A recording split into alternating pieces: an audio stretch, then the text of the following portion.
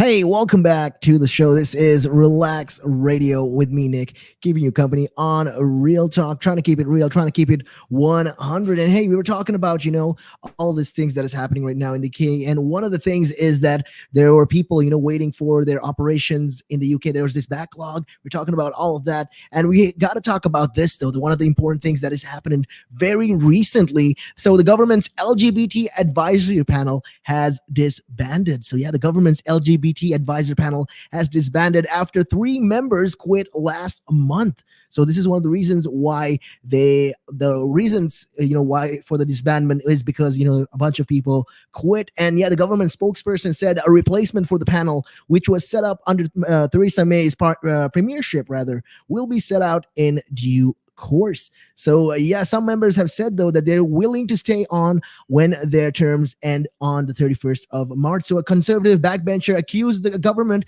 of a series of unforced errors. So it's understood the panel has not formally met senior government representatives since last year, although government sources say there has been communications with officials. So yeah, these equality ministers, Liz Truss has said and now written to the remaining members, thanking them for their constructive input. So in this letter, Liz Truss said actually that I will be shortly making an announcement concerning the International LGBT Conference and convening a new body that will take international LGBT rights forward. So yeah, there was a lot of this untold damage that happened actually in this. So the panel was set up as part of an LGBT action plan established under Theresa May. It was to advise ministers on issues and policies concerning lesbians, gay, bisexual, and transgender people. So 3 advisors quit last month over the government's handling of the LGBT rights and amid claims it was dragging its feet on a pledge to ban so-called conversion therapy. So this is one of the things, that we brought that was actually spoken about. Like it was because of this conversion therapy, they didn't want to completely ban it as of yet, and it took them for so long to actually address this issue. And with all this, this whole gender thing going on right now in the UK is just going crazy, and that's why a lot of these, these advisors and these panels were really unhappy with what was happening. So the first to resign was Jane O'Zane, accused ministers essentially of creating a hostile environment for the LGBT people. So yeah, she said it was such a shame that Ms. Truss was disbanding the advisory panel. And she further said, it was a force for good where the needs of the LGBT people could be heard and understood. And she also says that this does nothing to rebuild trusts or reassure LGBT community of their grave concerns. And this is all, she said this all on Twitter, and she was talking about all of this. And the conservative MP Crispin Blunt, though, who leads the all-party parliamentary group on the LGBTQ plus rights, said government delays and inaction mean the prime minister is in breach of promise on causes he supports. So this is just essentially that is just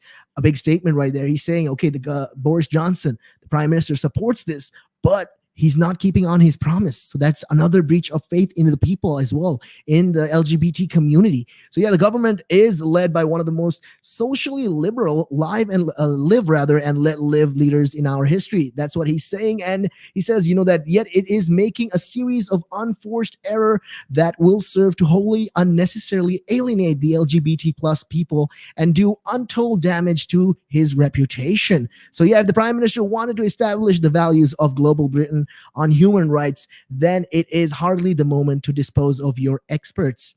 So this is just something, Crispin Blunt has been saying.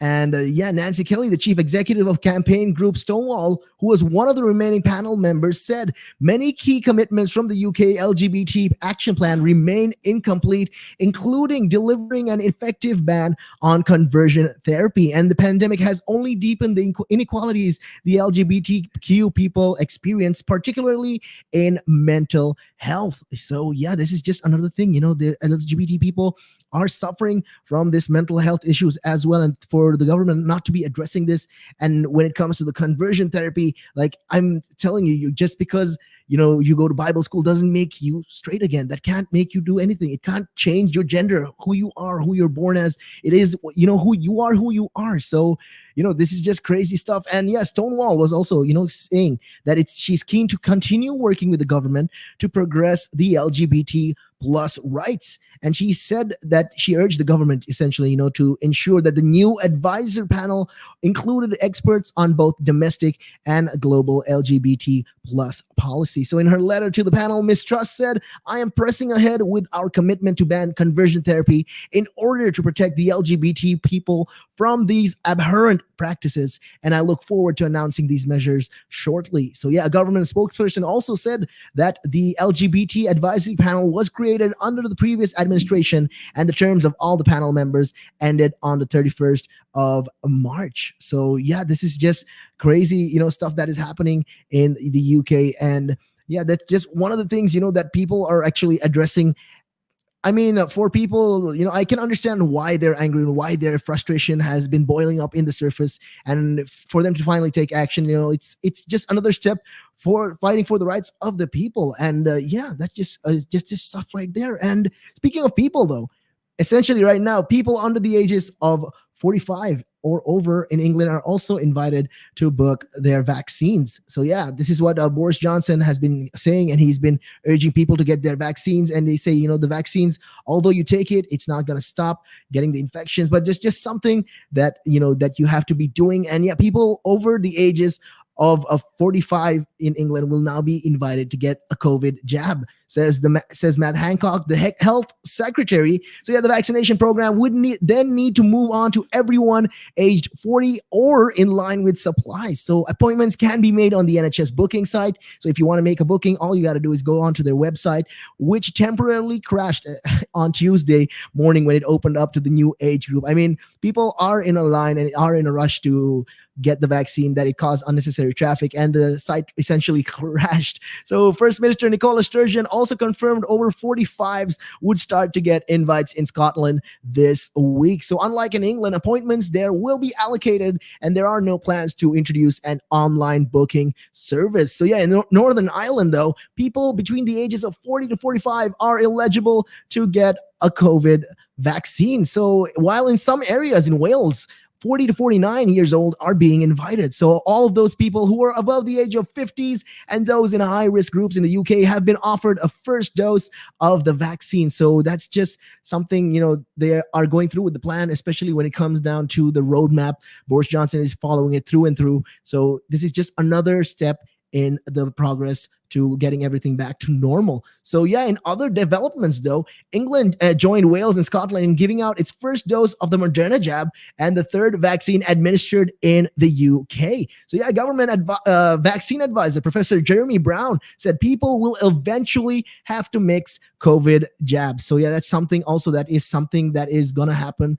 And what they're trying to say is essentially what you do is you get the first vaccine. Sometimes it's not going to be effective when it comes to the other virus. So you'll have to take another vaccine. That is, one of the pressing concerns that is coming up for, when it comes to these jabs. So yeah, Scotland also speeded up its easing of domestic travel restrictions in light of declining case numbers. So yeah, Johnson & Johnson also confirmed it will delay the rollout of its one-dose jab in Europe amid a pause in the US after reports of these extremely rare blood clots. So that's right. There was this issue going on with the Johnson & Johnson vaccine that had the possibility of, because it has the same composure as the AstraZeneca vaccine, that, there were possibilities that it was going to cause these rare cases of blood clots. So that's just another issue right now, what's happening with all of these vaccines. And yeah, the UK has bought millions of that vaccine, also known as Janssen, but the Department of Health said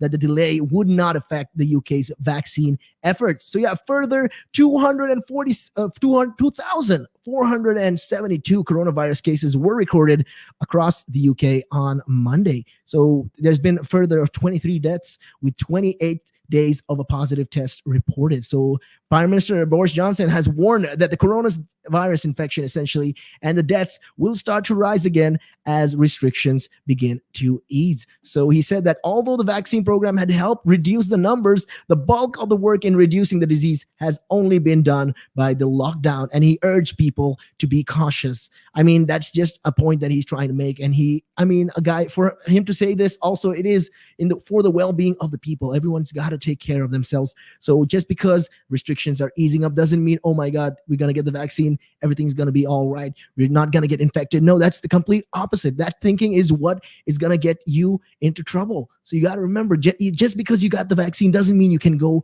and start, socializing with every single person you meet. You have to make sure you keep your boundaries. You make sure that you keep yourself safe, safeguard yourself, safeguard the people around you. And with that, we are going to take a real quick break, and we'll be right back after this. And taking a look at your time though right now, it is 3:21. Good afternoon.